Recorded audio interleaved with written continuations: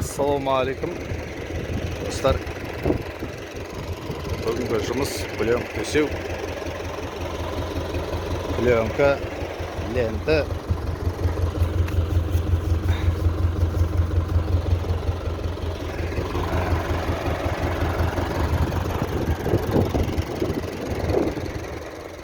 Қолдан жасалған пленка төсейтін пленка укладчик деп айтылады.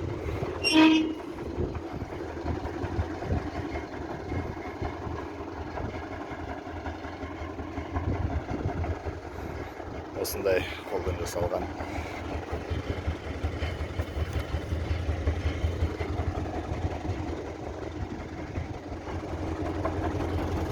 осының бәріне төсеу керек.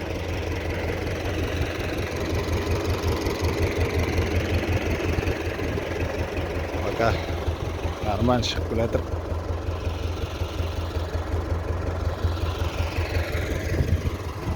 Қолмен төсеуге дейін жақсы әйтеуір.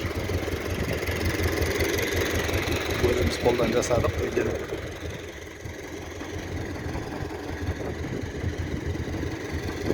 Осындай